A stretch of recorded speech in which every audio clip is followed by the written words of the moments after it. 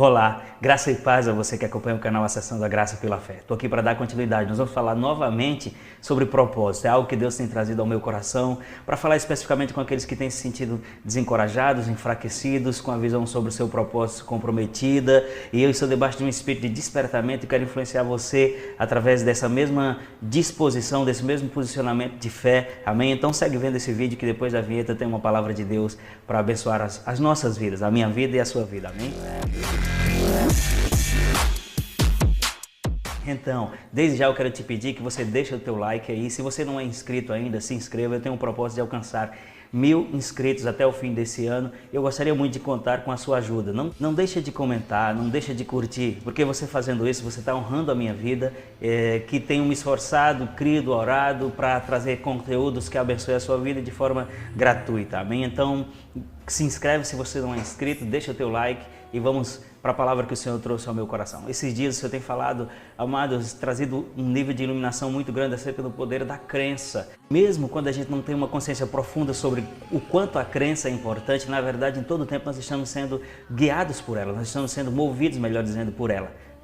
Por aquilo que nós estamos crendo, e Deus tem trazido isso forte no meu coração, que as circunstâncias, os meios, as coisas, elas trabalham, elas operam no sentido de comprometer aquilo que a gente crê, ou de comprometer a nossa fé na palavra, apresentar uma proposta de fé negativa, fé nas circunstâncias, de enfraquecimento, há um investimento maligno para nos fazer sempre olhar para trás, para olhar e considerar as coisas que se opõem a nós, e Deus tem usado no meu coração a palavra crenças limitantes, que é exatamente aquilo que a gente passa a crer e que nos limita, que nos impede de avançar. E eu quero dizer, tudo aquilo que você acreditar, tudo aquilo que você crer vai ser combustível para a sua vida, ou para lhe empurrar para frente, ou para lhe jogar para trás. E crenças limitantes falam exatamente daquilo que eu e você estamos pensando sobre nós mesmos, sobre aquilo que nós acreditamos acerca de nós, e isso pode ter sido gerado pelas circunstâncias, como eu já falei, ou até mesmo pela sua criação. Enfim, nós temos uma palavra que ela é viva, que ela é eficaz, que ela nos instrui, que ela nos alimenta,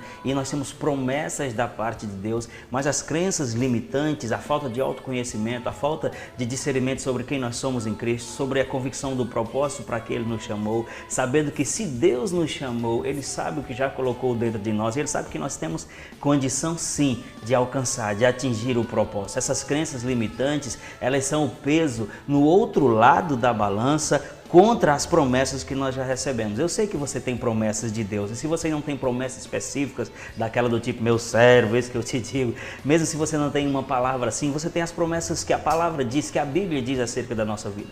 E quando nós nos limitamos por alguma coisa, seja pelo meio, seja por doutrinas antibíblicas, sejam por costumes, sejam por experiências negativas, quando nós nos limitamos em crenças antibíblicas, essas crenças elas funcionam como peso contrário no outro lado da balança em relação às coisas que Deus prometeu para nós. Se essas coisas, se as crenças que nos limitam, elas pesarem mais do que a verdade da palavra em nós, vai ser como o povo de Israel, que passou 430 anos na escravidão do Egito, debaixo da tirania de Faraó. E todos que já leram a Bíblia sabem que Deus os tirou de lá com mão forte. Foram milagres, prodígios, enfim, foram coisas tremendas durante o tempo no Egito e principalmente na sua saída do Egito, na peregrinação no deserto. E eles saíram dali com direções da parte de Deus. Eles saíram dali já com a promessa de uma palavra que o Senhor diz: eis que eu te dou essa terra. Não é eu te darei, eu te dou essa terra. E as crenças limitantes, como eu falei, elas são o peso contrário em relação à posse da promessa. Se eu estou pensando de mim algo diferente daquilo que Deus pensa, isso vai ser maior do que o que Deus disse sobre mim. Então eu oro que o Espírito Santo ajude você a entender isso, que você volte os seus olhos para a palavra. Quando o povo de Israel saiu do Egito, e lá em Números 13, Moisés mandou espias para que eles olhassem a terra e vissem, e eles viram, confirmaram que era boa como Deus tinha falado que era. Eles trouxeram fruto daquela terra. A Bíblia diz que eram 2 homens para carregar numa verga um cacho de uva, de tão grande que era o cacho, ou de tão grande que eram as uvas, não sei. Mas eu sei que era algo anormal, era algo que testemunhava acerca da fertilidade daquela terra, que é exatamente a natureza daquilo que Deus tem para nós, para mim, para você, algo grande, algo fértil. Mas quando aquele povo voltou dali, eles voltaram com uma declaração negativa, porque eles já foram para lá com crenças que limitavam eles, porque eles recém tinham saído do Egito, eles passaram muito tempo, se acostumaram a ser escravos, eles ficaram com a sua área de atuação completamente limitada e eles apenas respondiam aos comandos de Faraó. E quando eles viram a terra, eles confirmaram que era boa. Mas quando eles viram os inimigos, eles disseram, Números 13 diz, também vimos ali os gigantes, os filhos de Anak, os descendentes dos gigantes, e éramos aos nossos olhos como gafanhotos, assim também éramos aos seus olhos. Todo mundo que já estudou como funcionava a função das conquistas bíblicas, uma nação conquistando outra, sabia que quando se enviava um espia para olhar uma terra, ele tinha que fazer esse trabalho sem ser percebido, sem ser notado, porque se o inimigo visse o espia, ele não ia deixar o espia voltar, eles iam capturá-lo, iam matá-lo, porque se o espia voltasse, ele ia dar informação sobre a terra e o próximo passo seria que aquela nação ia invadir e iria destruir aquela terra. E quando eles disseram, somos aos nossos próprios olhos como gafanhotos, e também, deixa eu ver como é que diz, e assim também éramos aos seus olhos, não tem como eles saber como os inimigos nos viam, porque os inimigos não os viram. Então, quando nós nos vemos como inferiores, a gente acha também que as pessoas nos veem assim. A gente acha, inclusive, que o nosso inimigo nos vê assim. E essa crença limitante impediu que a maior parte da nação de Israel entrasse nessa terra, porque nós só recebemos aquilo que cremos. E se você já leu esse texto, se você já leu na verdade essa história, você vai ver que grande parte, na verdade toda essa geração, ela ficou pelo deserto, com exceção de 2 homens, Josué e Caleb, porque eles não tinham se limitado em nenhuma crença negativa, mesmo estando com um tempo onde literalmente eram escravos de outro rei, de outro reino, eles mantiveram com os olhos em Deus, eles mantiveram a consciência de que eles tinham um Deus que era maior do que aquela circunstância que eles viviam. E quando eles se depararam com essa declaração negativa dos seus colegas espias, eles disseram assim, Números 14, capítulos de 6 a 10, e Josué, filho de Num, e Caleb, filho de Jefoné, dos que espiaram a terra, rasgaram as suas vestes e falaram com toda a congregação dos filhos de Israel, dizendo, a terra para a qual passamos a espiar é terra muito boa. Se o Senhor se agradar de nós, então nos porá nessa terra e nula dará, terra que mana leite e mel. No outro versículo ele diz, tão somente não sejamos rebeldes contra o Senhor e não tem mais o povo dessa terra, porque são eles o nosso pão.